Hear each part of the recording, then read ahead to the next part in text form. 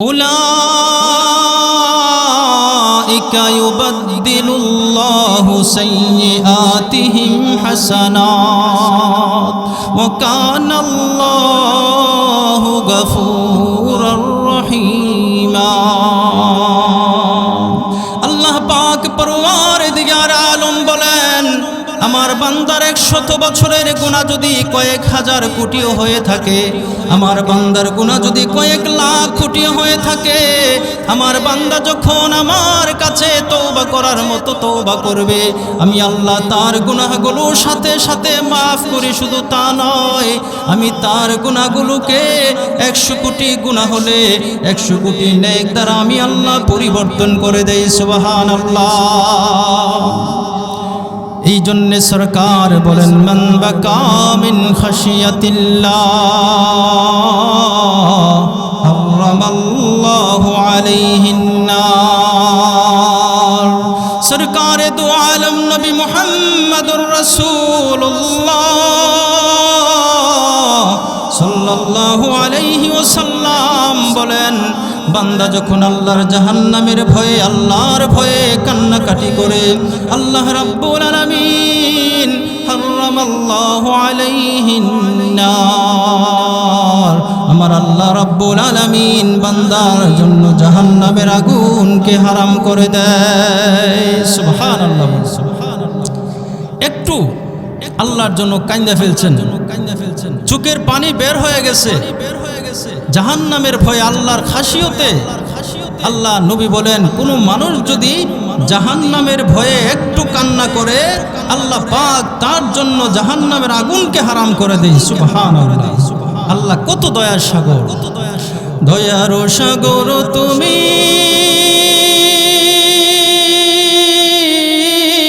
মালিক মুখতার, লুৎফ করম করো জানিয়া লাচার। দয়ার সাগর তুমি, মালিক মুখতার, লুৎফ করম করো জানিয়া লাচার। দুরুদ ও সালাম বেঝি নবীজির উপরে, শফিউল মুজনাবিন যিনি হাসরের বিচারে। আল্লাহ পাক বড় মেহেরবান, দয়াবান। আল্লাহর মতো দয়াবান আর কেউ হতে পারে না। সুবহানাল্লাহ। বলে তেরে সিওয়া মওজুদে হকীকি কোই नहीं है, कोई नहीं। यादों में तेरी सबको भुला दो, यादों में तेरी सबको भुला दो, कोई न मुझको याद रहे,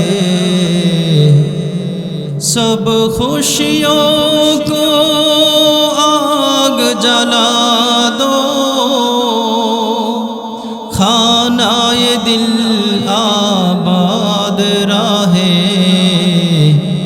अब तो रहे बस तादों में आखिर, विरदे ज़बाई मेरे इलाह, ला इलाहा इल्लल्लाह, ला इलाहा इल्लल्लाह, ला इलाहा इल्लल्लाह, ला इलाहा इल्लल्लाह, मुहम्मदुर रसूलुल्लाह सल्लल्लाहु अला सय्यिदिना व मौलाना मुहम्मद व अला आलिहि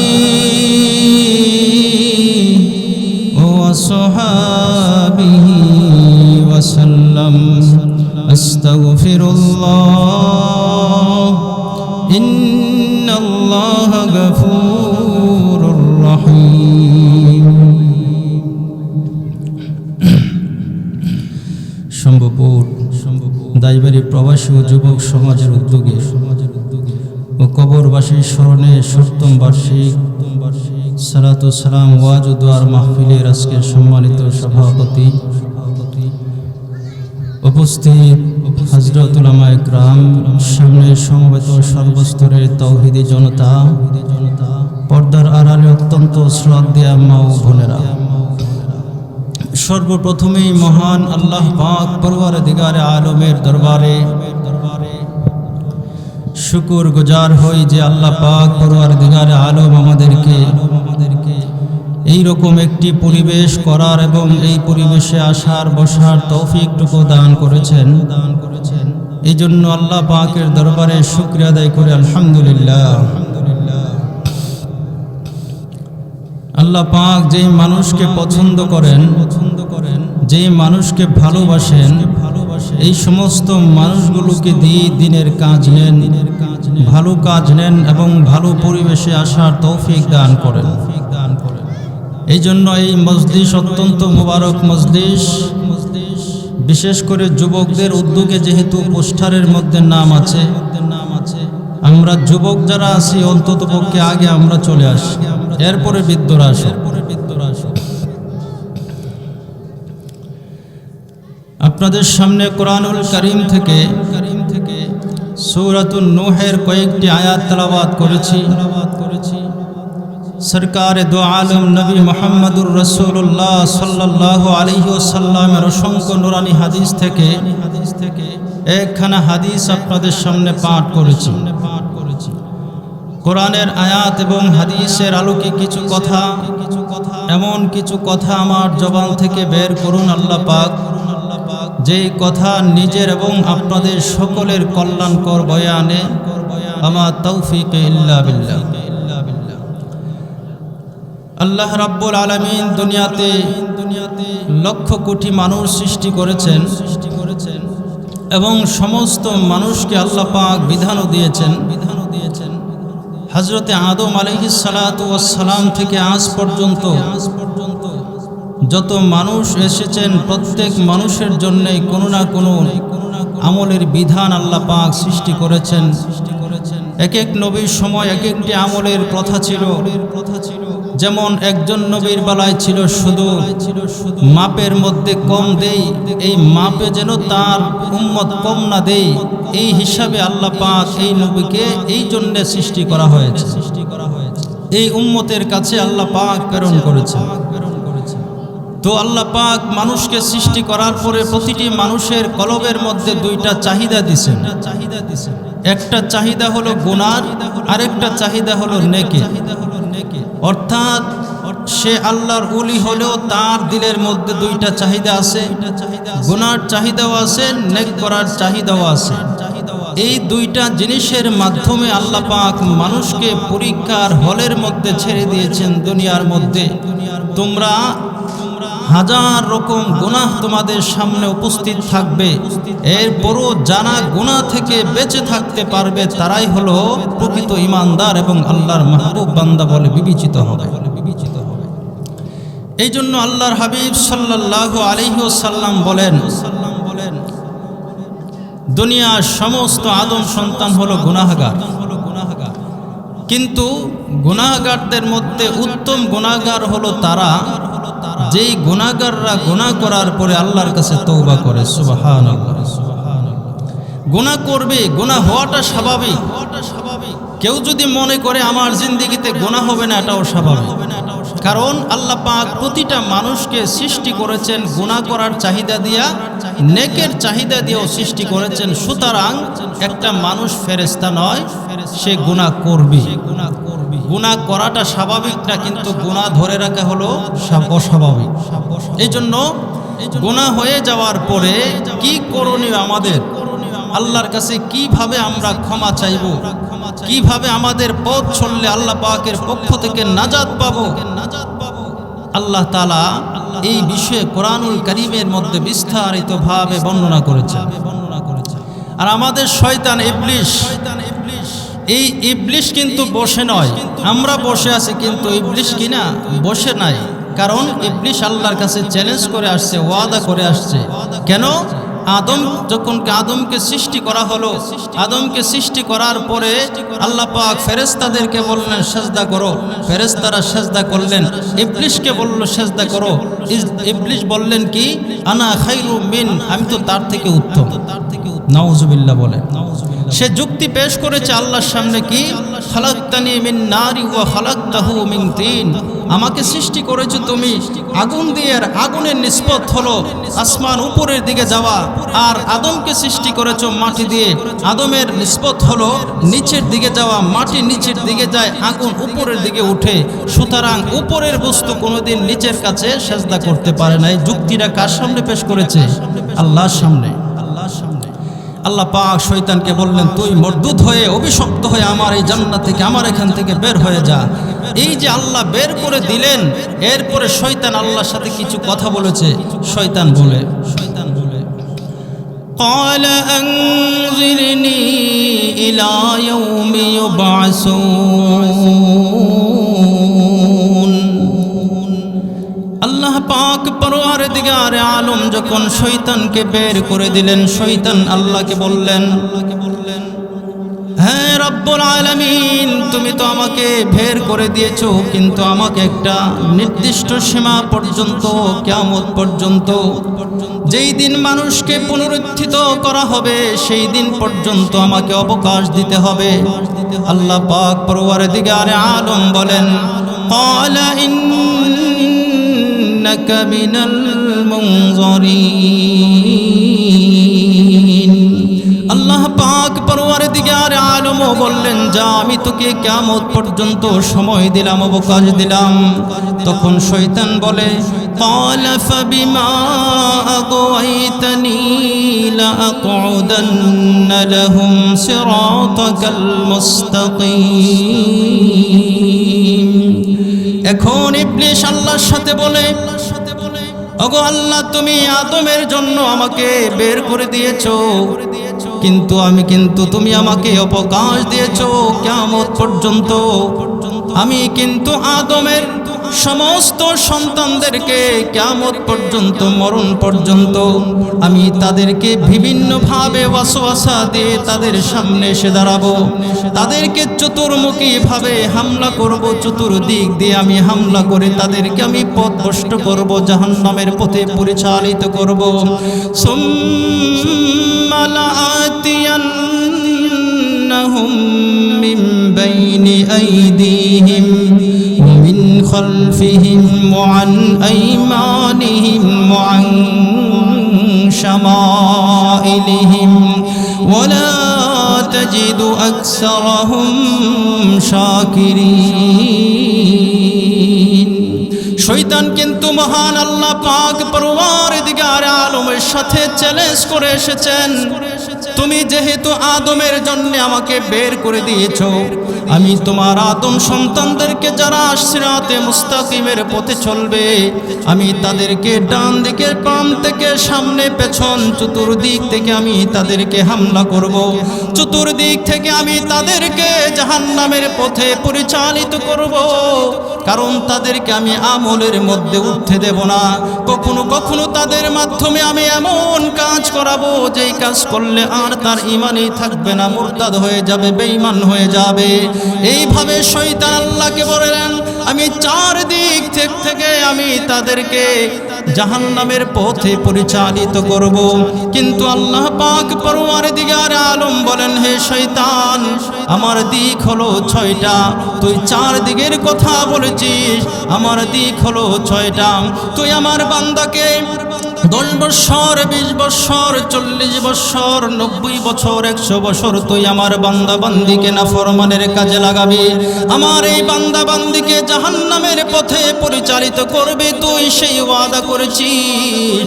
কিন্তু তুই তো জানিস না আমার দিক হলো 6টা।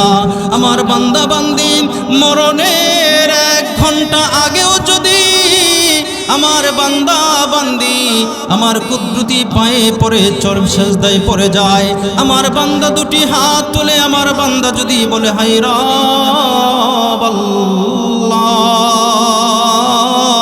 আমি বুঝিয়া না বুঝিয়া নফসের ধোঁকা এবং শয়তানের ধোঁকায় পড়ে তোমার নাফরমানি করে ফেলেছি। আল্লাহ রাব্বুল আলামিন বলেন আমার বান্দাকে তো 100 বছর তাকে নাফরমানি করাইলি, কিন্তু আমার বান্দা যখন আমার কুদরতি পায়ের মধ্যে পড়ে যাবে, আসমানের দিকে 2 হাত তুলে যখন নিজের সমস্ত গুনার কথা বলে আমার কাছে কান্নাকাটি করবে, আমি আল্লাহ রাব্বুল আলামিন আমার বান্দার 100 বছরের গুনাহ আমি আল্লাহ মুহূর্তের ভিতরে ক্ষমা করে দিব। সুবহানাল্লাহ বলি। শয়তানের জিততে পারবো মনে করেন?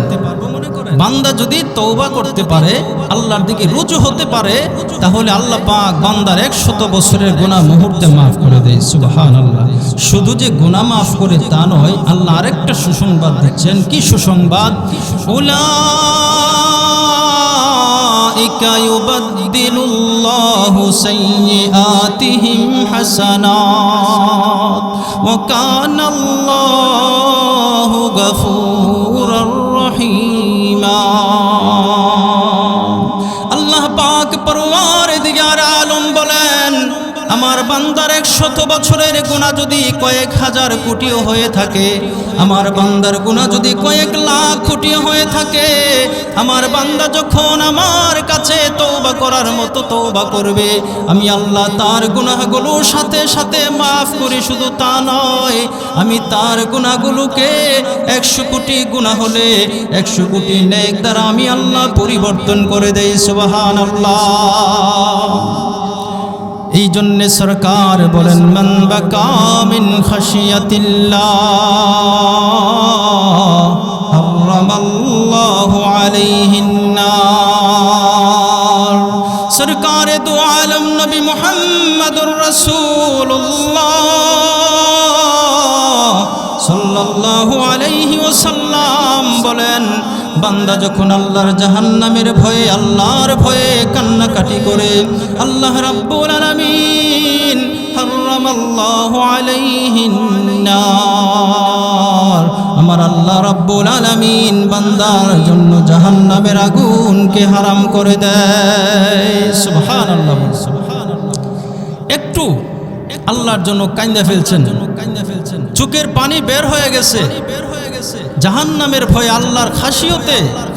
আল্লাহ নবী বলেন কোন মানুষ যদি জাহান্নামের ভয়ে একটু কান্না করে, আল্লাহ পাক তার জন্য জাহান্নামের আগুনকে হারাম করে দেয়। সুবহানাল্লাহ। আল্লাহ কত দয়ার সাগর, দয়ার সাগর তুমি,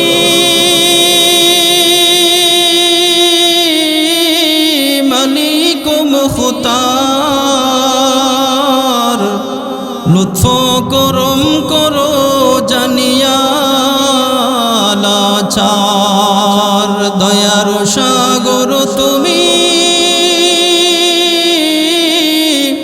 মালিক মুখতার, লুৎফ করম করো জানিয়া লাচার। দুরুদ ও সালাম বেঝি নবীজির উপরে, শাফিউল মুজনাবিন যিনি হাসরের বিচারে। আল্লাহ পাক বড় মেহেরবান দয়াবান, আল্লাহর মতো দয়াবান আর কেউ হতে পারে না। সুবহানাল্লাহ বলি। কারণ হলো দুনিয়ার মানুষের কাছে চাইলে একবারের বেশি 2 বার চাইলে রাগ করে। দেখবেন একবার চাইছেন খুশি মনে দিছে, আবার চাইছেন মনটা একটু ভারী হলো দিছে, 3 বার চাইছেন একটু কষ্ট নিয়ে দিছে, 4বার আপনাকে দেখলে এক রাস্তা দিয়ে হাঁটলে আরেক রাস্তা দিয়ে চলে যাবে। এটা হলো দুনিয়ার মানুষের স্বভাব। কিন্তু আল্লাহ বলেন বান্দা আমার কাছে না চাইলে আমি তার প্রতি বেজার হই। সুবহানাল্লাহ বলে। আল্লাহর কাছে যত বান্দা চাইবে তত আল্লাহ বান্দার প্রতি খুশি। এই জন্য বেশি বেশি করে যাবতীয় সব কিছুর জন্য কার কাছে চাওয়া? আল্লাহর কাছে চাওয়া। মান বাকা মিন খাশিয়াতিল্লাহ হারামাল্লাহু আলাইহিন নার। হযরতে প্যারে নবী মুহাম্মদুর রাসূলুল্লাহ সাল্লাল্লাহু আলাইহি ওয়াসাল্লাম বলেন, যেই মানুষগুলো জাহান্নামের ভয়ে কাঁদবে, আল্লাহ পাক পরওয়ারদিগারে আলম এই মানুষের জন্য জাহান্নামের আগুনকে আল্লাহ হারাম করে দেয়। সুবহানাল্লাহ। হযরতে আবু বকর সিদ্দিক রাদিয়াল্লাহু তাআলা আনহুর জামানায় একজন পাপিষ্ঠ যুবক ছিল, যার নাম ছিল জুরাদ। এই জুরাদ কুফায় বসবাস করতেন। কুফায় যখন বসবাস করতেন, এই জুরাদ কুফায় বসবাস করার সময় হঠাৎ করে যেই সময় আবু বকর সিদ্দিক উপস্থিত হলেন, সেই সময় জুরাদও ইন্তেকাল করলেন। আমিরুল মুমিনিন আবু বকর রাদিয়াল্লাহু তাআলা আনহু এই যুবকের জানাজার নামাজ পড়িয়ে দিলেন। জানাজার নামাজের পরে কাফন দাফনের ব্যবস্থা করিয়ে দিলেন। কাফন দাফনের ব্যবস্থার পরে তার মা দৌড়ে এসে বললেন, আমিরুল মুমিনিন, আমার সন্তানকে শেষবারের মতো আমার দেখার বড় শখ ছিল, আমি আমার সন্তানকে দেখতে পারি নাই। আমিরুল মুমিন গো, আমার সন্তানকে শেষবারের মতো যদি সুযোগ করে দিতেন তাহলে আমি আমার সন্তানকে দেখতাম। আমিরুল মুমিনিন হযরতে আবু বকর সিদ্দিক রাদিয়াল্লাহু তাআলা আনহু অনুমতি দিলেন। দেখো, কবরটাকে করলেন। কবর করার সাথে সাথে এই যুবকের চেহারা থেকে এমন ভাবে আলো রোশনি বের হলো যে আলোতে সারা কবরটা আলোকিত হয়ে গেছেন। সুবহানাল্লাহ। আবু বকর সিদ্দিক রাদিয়াল্লাহু তাআলা আনহু প্রশ্ন করলেন এলাকার মানুষদেরকে যুবকের ব্যাপারে। প্রশ্ন করার পরে এলাকার মানুষ বলতেছেন, এই পাপিষ্ঠ, তার এমন কোনো আমল তো নাই তার এই রকম অবস্থা হওয়ার জন্য। আবু বকর সিদ্দিক রাদিয়াল্লাহু তাআলা আনহুর অন্তরের মধ্যে বড় প্রশ্ন। এলাকার মানুষ তার ব্যাপারে ভালো কোনো সাক্ষী দেয় না, কিন্তু কবরের মধ্যে জান্নাতের বাগান কিভাবে হলো? আমিরুল মুমিনিন ঘুমের ঘরে বিভোর হয়ে গেলেন। ঘুমের ঘরে স্বপ্নে দেখেন সরকারে দো আলম নবী মুহাম্মদুর রাসূলুল্লাহ সাল্লাল্লাহু আলাইহি ওয়াসাল্লাম, আল্লাহর হাবিব সাল্লাল্লাহু আলাইহি ওয়াসাল্লামের সামনে যুবক বসা। নবীজি আবু বকরকে বলতেছেন, হে আবু বকর, এই যুবকের ব্যাপারে তোমার প্রশ্ন ছিল, যুবক এমন শান শৌকত কিভাবে অর্জন করলো? আল্লাহ নবী বললেন, হে যুবক, আল্লাহ নবী আবু বকরকে বললেন, হে আবু বকর, এই যুবকের একটা গুণ ছিল, সেই গুণটা হলো আবু বকর, এই যুবক বেশি বেশি পাপ কাজ করত, অন্যায় কাজ করত, কিন্তু অন্যায় কাজ করলেও সেই যুবক অন্যায়ের পরে আল্লাহর দরবারে নিজের গুনার জন্য কান্নাকাটি করত। সুবহানাল্লাহ। তাহলে গুনার জন্য কান্নাকাটি করলে আল্লাহ কি করেন? মানুষকে মাফ করেন। এই জন্য ভাই ও দোস্ত বুজুর্গ, এখানে আমরা যারা আছি অথবা মাইকের আওয়াজ যতটুক যাচ্ছে, এমন কোনো মানুষ বুকে হাত দিয়ে বলতে পারবে গুনাহ করে না? কবিরা গুনাহ করে না এমন কেউ বলতে পারবে? এমন কোনো আল্লাহর বান্দা জমিনে নাই যে বলতে পারবে আমি একবারেই গুনাহ করি না। প্রতিটা মানুষের ব্যাপারে নবীজি বলছেন, কুল্লু বানি আদম খাত্তাউন ওয়া খায়রুল খাত্তাইন আত-তাওয়াবুন। প্রতিটা মানুষ হলো আদম সন্তান, হলো গুনাহগার, তবে গুনাহগারদের মধ্যে উত্তম গুনাহগার হলো তারা যারা গুনাহ করার পরে আল্লাহর দরবারে ক্ষমা চায়, আল্লাহর দরবারে তওবা করে, তারা হলো আল্লাহর দরবারে উত্তম গুনাহগার। সুবহানাল্লাহ। এই জন্য আল্লাহর কাছে বেশি বেশি দোয়া করা, তওবার জিন্দেগি যেন আমাদেরকে আল্লাহ দান করেন। তওবার জিন্দেগি বহুত বড় নিয়ামতের জিন্দেগি ভাই। এই জন্য তওবা আমাদেরকে করতে হবে, ইস্তিগফার করতে হবে। মানুষ যদি ইস্তিগফার করে, তওবা করে, তার কোনো দিক দিয়ে খাস্তা নাই, না দুনিয়ার দিক দিয়ে খাস্তা আছে, না আখিরাতের দিক দিয়ে খাস্তা আছে। এই জন্য আল্লাহ পাক পবিত্র কোরআনুল কারীমের মধ্যে বলেন, فَقُلْتُ اسْتَغْفِرُوا رَبَّكُمْ إِنَّهُ كَانَ غَفَّارًا يُرْسِلِ السَّمَاءَ عَلَيْكُمْ مِدْرَارًا وَيُمْدِدْكُمْ بِأَمْوَالٍ وَبَنِينَ ويجعل لكم جنات ويجعل لكم أنهارا আল্লাহ পাক পরওয়ারদিগারে আলম বলেন, হে দুনিয়ার মানুষ, তোমরা আমি আল্লাহর কাছে যদি ইস্তেগফার করো, তওবা করো, এক নাম্বার কাজ হলো আমার তোমাদের জিন্দেগীর সমস্ত গুনাহগুলো আমি আল্লাহ পাকের ক্ষমা করে দেওয়া। সুবহানাল্লাহ। ইস্তেগফার করলে আল্লাহ পাক আমাদের গুনাহ কি করে দেন? ক্ষমা করে দেন। দুই নাম্বার কি, মানুষ গুনার কারণে মানুষের গুনাহ যখন বাইরে যায়, এই যে দেখলেন না গত শুক্রবারে কি এক ঝাড়া দিল, এটা কি এমনি আসছে মনে করেন? মানুষের গুনাহ যত বাড়বে আল্লাহর পক্ষ থেকে বিভিন্ন রকমের আযাব গজব, বিভিন্ন রকমের টর্নেডো, সাইক্লোন বলেন, করোনা বলেন, মহামারী বলেন, যা কিছু বলেন সমস্ত কিছু আমাদের নিজের হাতের কামাই। জহরাল ফাসাদু ফিল বাররি ওয়াল বাহরি বিমা কাসাবাত আইদিন নাস। আল্লাহ পাক বলেন, জলে স্থলে যা কিছু আছে সমস্ত কিছুর জন্য তোমরাই দায়ী, তোমাদের গুনার কারণে সমস্ত জিনিস হয়। এর মধ্যে একটা শাস্তি হলো আসমানের বৃষ্টি বন্ধ হয়ে যাওয়া। আসমানের বৃষ্টি বন্ধ হয় মানুষের গুনার কারণে। আর যদি বৃষ্টি বন্ধ হয়ে যায় তাহলে মানুষের কত রকম সমস্যা, পশু পাখির জন্য সমস্যা, ক্ষেত খামারের জন্য সমস্যা, মাটি ফেটে যায়, ধান হয় না ঠিক মতে, ফসল ফলাদি হয় না, গাছপালা হয় না। এই সমস্ত জিনিসগুলো একমাত্র মানুষের গুনার কারণে হয়ে থাকে। কিন্তু আল্লাহ বলেন, বান্দা আমার কাছে তওবা করো, তওবা করলে আমি আল্লাহ তোমাদের গুনাহ যেমন মাফ করব, আমি আল্লাহ পাক ইউরসিলিস সামা আলাইকুম মিদরারা। আল্লাহ পাক পরওয়ারদিগারে আলম বলেন, বান্দা তোমরা যদি আমার কাছে তওবা করার মতো তওবা করতে পারো, তাহলে আমি আল্লাহ পাক পরওয়ারদিগারে আলম আসমানের বৃষ্টি তোমাদেরকে দিয়ে দেব। বৃষ্টির মাধ্যমে তোমাদের যেভাবে উপকার হবে এমনই ভাবে পশু পাখিরও উপকার হবে। কারণ হলো মানুষ যখন গুনাহ করে, গুনার কারণে আসমানের বৃষ্টি বন্ধ হয়ে যায়।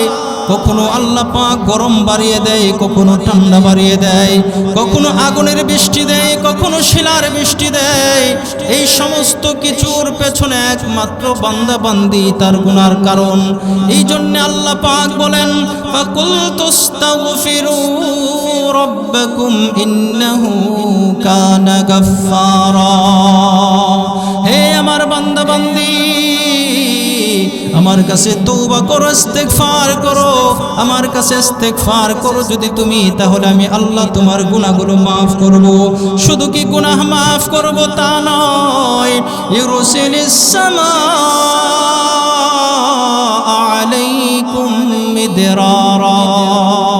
আমি আল্লাহ পাক পরওয়ারদিগারে আলম আসমানের বৃষ্টি দেব। শুধু আসমানের বৃষ্টি নয়, আসমানের যত নিয়ামত আছে সমস্ত নিয়ামতের দরজা আমি আল্লাহ তোমাদের জন্য খুলে দেব। সুবহানাল্লাহ। মুসা আলাইহিস সালাতু ওয়াস সালামের জামানায় একটা ঘটনা ঘটছে, বৃষ্টি বন্ধ হয়ে গেছে। তখন আল্লাহর হাবিব আল্লাহর নবী মুসা কালিমুল্লাহ বৃষ্টি হওয়ার জন্য এক ময়দানের মধ্যে সব মানুষকে একত্রিত করছেন। তারপরে আল্লাহর কাছে দোয়া করেন। আল্লাহ বলেন, মুসা তুমি যতই দোয়া করো কোনো কাজ হবে না, কারণ তোমার এই মজলিসের মধ্যে এমন একজন পাপিষ্ঠ আছে যে আমার নাফরমানি লাগাতারে 40 বছর পর্যন্ত করছে। সেই পাপিষ্ঠ যতক্ষণ পর্যন্ত এই মজলিসের মধ্যে থাকবে এতক্ষণ পর্যন্ত আমি বৃষ্টি দেব না।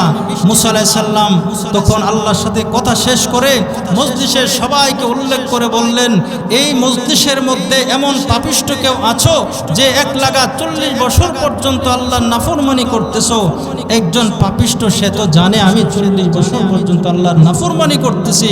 সে চিন্তা করতেছে যদি আমি দাঁড়াই তাহলে আমার দুনিয়ার শেষ, সবার সামনে আমি লজ্জিত হব।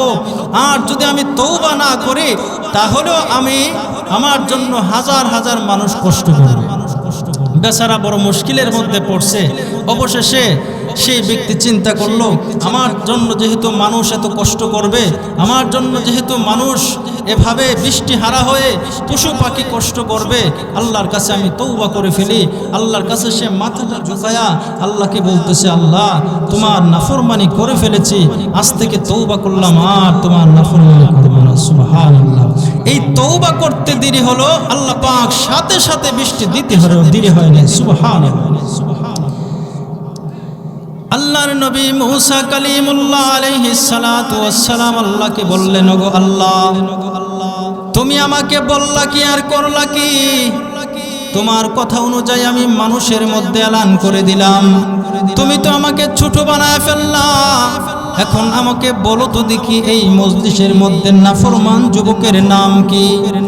এই কথা বলার পরে স্বয়ং আল্লাহ পাক পরওয়ারদিগার আলম মুসা কালিমুল্লাহকে বলেন, হে মুসা কালিমুল্লাহ, আমার বান্দা 40 বছর নাফরমানি করেছে, আমি কোনোদিন কারো কাছে কথা বলি নাই, তার অবস্থা সে আমি উন্মুক্ত করি নাই, তার গুনাহকে আমি মানুষের সামনে প্রকাশ করি নাই। এখন আমার বান্দা আমার কাছে তওবা করেছে, এখন আমার বান্দা আমার কাছে তওবা ইস্তেগফার করেছে, এখন তো সে আমার পেয়ারা বান্দাদের অন্তর্ভুক্ত হয়ে গেছে। হে মুসা, আমি তার নাম তোমার সামনে প্রকাশ করে আমার বান্দাকে বেইজ্জতি করতে পারবো না। এই জন্য আল্লাহ পাক পরওয়ারদিগারের নাম একটা হলো সত্তার। সত্তার মানে হলো বান্দা বান্দির দোষ ত্রুটি গোপন করনেওয়ালা, ছুপানেওয়ালা। আমাদের মাঝে এমন কিছু গুনাহ হয়ে যায়, যেই গুনাহগুলো যদি সমাজের মধ্যে মানুষ জানতে পারে, সমাজের মানুষ যদি জেনে যায়, তাহলে রাস্তাঘাটে চলতে পারবো না, মানুষের সামনে চলতে কষ্ট হবে, মানুষ আমাদেরকে থুতু দিবে, মানুষ আমাদেরকে জুতা দেবে, মানুষ আমাদেরকে অসম্মান করবে। এই জন্য আল্লাহ পাক পরওয়ারদিগার আলমের একটা নাম হলো সত্তার। সত্তার নামের মানে হলো, বান্দা তুমি গুনাহ করো কিন্তু নিজে তুমি প্রকাশ করো না, তোমার গুনাহকে লুকানেওয়ালা আমি আল্লাহ। তুমি যত বড় গুনাহ করো, আমি গুনাহকে লুকায় রাখি, চুপায় রাখি।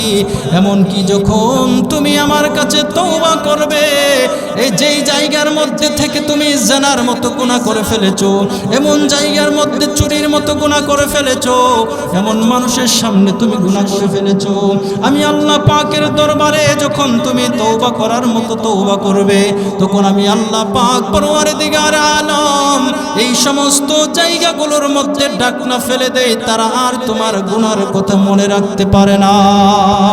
সুবহানাল্লাহ, আর গুনাহ মনে রাখবে না। আমরা যে গুনাহ করতেছি, যদি খালেস দিলে আল্লাহর কাছে তওবা করে ফেলি, তাহলে আল্লাহ পাক মানুষের কলবের মধ্য থেকে আমাদের গুনার কথা বলায় দিবে। যেই জায়গাটার মধ্যে গুনাহ করি, এই জায়গাটাকে বলায় দিবে। কারণ আমি মনে করতেছি জমিনের মধ্যে গুনাহ করতেছি, হইছে কি না বাবা, এটা এরকম না। আল্লাহ পাক কোরআনে বলেন, ইয়াউমা ইযিন তুহাদ্দিসু আখবারাহা। আল্লাহ পাক বলেন, জমিন সেই দিন আল্লাহর পাকের হুকুমে জমিন কথা বলতে থাকবে। জমিন বলবে, আল্লাহ আমার উপর থেকে তোমার এই বান্দা জিনা করেছে, আমার উপর থেকে তোমার এই বান্দা চুরি করেছে, ডাকাতি করেছে, বিভিন্ন গুনার কাজ করেছে। জমিন আপনার বিপক্ষে সাক্ষী হয়ে যাবে, আপনার দেহ আপনার বিপক্ষে সাক্ষী হয়ে যাবে, আপনার আমলনামা আপনার বিপক্ষে সাক্ষী হয়ে যাবে। এভাবে সমস্ত জিনিসগুলো যেইগুলো সাক্ষী আছে, এই সমস্ত জিনিসগুলো বান্দা বান্দি যখন গুনাহ করে আল্লাহর কাছে তওবা করে নেয়, তখন আল্লাহ রাব্বুল আলামিন দয়া করে এই সমস্ত বস্তুগুলোর উপর মোহর মেরে দেয়, ঢাকনা দিয়ে দেয় বান্দা বান্দির গুনাহ ভুলে যাওয়ার জন্যে। সুবহানাল্লাহ, সুবহানাল্লাহ। যদি এটা না হতো, তাহলে মানুষ গুনাহ করার পরেও হাশরের ময়দানে ঠিকই এগুলো আল্লাহর দরবারে সাক্ষী দিত। এই জন্য দেখবেন কোনো মানুষ যখন খালেস দিলে তওবা করে, আগে যাই কিছু করছে না কেন, কিন্তু খালেস দিলে তওবা করার সাথে সাথে কিছুদিনের মধ্যে মানুষ কিন্তু তার খারাপ জিনিসগুলো ভুলে যায়। খারাপগুলো ভুলে নিজ থেকে দিল থেকে সে এই কথা বলতে বাধ্য, লোকটা যাই হোক কিন্তু এখন অনেক ভালো হয়ে গেছে। এই কথাটা বলে কিনা? এই যে কথাটা জবান থেকে আল্লাহ বের করেছে, তার যত গুনাহ আছেন সমস্ত গুনার উপর আল্লাহ পাল্লা পর্দা ঢেলে দিয়েছেন, যার জন্য গুনাহ কথা সে মনে থাকলেও তার জবানটা বের হয় না। এটা একমাত্র আল্লাহ পাকের দয়া এবং ইহসান বান্দার প্রতি। সুবহানাল্লাহ।